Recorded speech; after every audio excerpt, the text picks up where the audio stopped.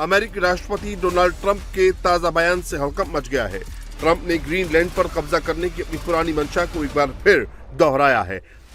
Trump ने social media platform पर एक पोस्ट में लिखा कि नाटो पिछले 20 सालों से डेनमार्क को ये कहता रहा है कि आपको रूसी खतरे को ग्रीनलैंड से दूर करना होगा, लेकिन दुर्भाग्यवश डेनमार्क ने इसके लिए कुछ नहीं किया। अब समय आ गया है और ये किया जाएगा। डोनाल्ड ट्रंप के इस बयान के बाद ग्रीनलैंड की स्थिति काफी नाजुक हो चुकी है। यूरोप में हड़कंप मच गया है। ट्रंप के ऑपरेशन ग्रीनलैंड का यूरोप के कई देश विरोध कर रहे हैं। फ्रांस, ब्रिटेन, जर्मनी जैसे ताकतवर देश अब डेनमार्क के सपोर्ट में खड़े हो गए हैं। ग्रीनलैंड की रक्षा के लिए जर्मनी ने अपनी फौज डेनमार्क भेज दी है। प्लेन से उतरते ये जर्मन सैनिक हैं जिनको इमरजेंसी में ग्रीनलैंड भेजा गया है। ये यूरोप का बहुत बड़ा फैसला है। नाटो के सैनिक ग्रीनलैंड की रक्षा के लिए तैनात होने लगे हैं। ये F-35 made in America fighter jet है। ये F-35 ग्रीनलैंड के ऊपर मंडरा रहे हैं। ये F-35 डेनमार्क एयरफोर्स के हैं।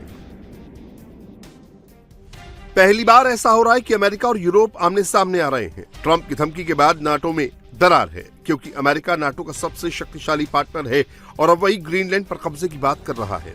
इसीलिए यूरोप के देश अब डेनमार्क और ग्रीनलैंड के साथ खड़े हैं। डेनमार्क की नौसेना ग्रीनलैंड के डिफेंस के लिए लगातार गश्त लगा रही है। We're on board a Danish naval ship which patrols the coast of Greenland looking for suspicious activity, including foreign vessels. President Donald Trump has suggested the waters around Greenland are full of Russian and Chinese ships, but we've spoken to plenty of people here who say they've never seen them, as well as the experts and officials who say that claim is false. Denmark and some of its NATO allies have scrambled to send personnel here at a time when Trump is insisting the US must own this Arctic island. The Danes say the exercises are regular, and a NATO military official told AP the troop deployment bolsters the alliance's collective defences here in the Arctic. But the US is the most powerful member of NATO, and that's partly why this crisis is so difficult to navigate. By threatening Greenland and Denmark, Donald Trump is pitting himself against America's NATO allies. Trump की ताजा धमकी के बाद NATO टूट के कगार पर पहुंच गया है। सवाल यह है कि अमेरिका कब तक हमला करने वाला है। दूसरी तरफ यूरोप के कई देश और नाटो सदस्यों ने ट्रंप के ग्रीनलैंड प्लान का विरोध किया है। नाटो के सदस्य देशों ने संयुक्त बयान जारी कर कहा कि यूरोपीय देशों ने अमेरिकी धमकियों को क्षेत्रीय अखंडता का खतरा बताया है। फ्रांस, यूके और जर्मनी समेत दूसरे यूरोपीय नेताओं ने ग्रीनलैंड पर डेनमार्क का साथ दिया और कहा कि ट्रंप की धमकियों को किसी प्रकार से मंजूर नहीं किया जा सकता। ये पूरी तरह गलत है। डेनमार्क ने चेतावनी दी है कि ग्रीनलैंड के खिलाफ अमेरिका का कोई भी मिलिट्री एक्शन नाटो मिलिट्री गठबंधन का अंत होगा। I will say that I would never expect a NATO country attack another NATO country. For us, for me, it's not about signaling. It is actually about training military units, working together with allies.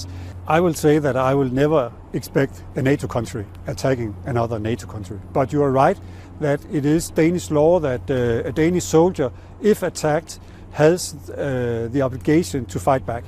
Europe के देश ही नहीं, America का पड़ोसी देश Canada भी Denmark के support में उतर आया है। कनाडा ने साफ कह दिया है कि अगर जंग की नौबत आती है तो वो नाटो का साथ देगा। The future of Greenland is a decision for Greenland and for the Kingdom of Denmark. We are NATO partners with Denmark, and so our full partnership stands. Our obligations on Article 5, Article 2 of NATO stand, and we stand full square behind those. Trump के mission Greenland के खिलाफ अब मोर्चाबंदी होने लगी है, जिसे तोड़ने के लिए ट्रंप ने यूरोप के देशों पर टैरिफ बम से अटैक किया। ट्रंप ने Denmark, Norway, Sweden, France, Germany, United Kingdom, Netherland और फिनलैंड पर 10% टैरिफ लगाया। इन पर 1 फरवरी से टैरिफ लागू होगा। ट्रंप ने वार्निंग दी है कि अगर ग्रीनलैंड को लेकर अमेरिका के साथ कोई समझौता नहीं होता तो 1 जून से ये टैरिफ बढ़ाकर 25% कर दिया जाएगा। ट्रंप के टैरिफ बम के खिलाफ यूरोपीय देशों ने ट्रंप के खिलाफ मोर्चा खोल दिया है। ब्रिटेन से लेकर फ्रांस तक यही कह रहा है कि वो टैरिफ से डरने वाले नहीं और हर हाल में ग्रीनलैंड का साथ देंगे।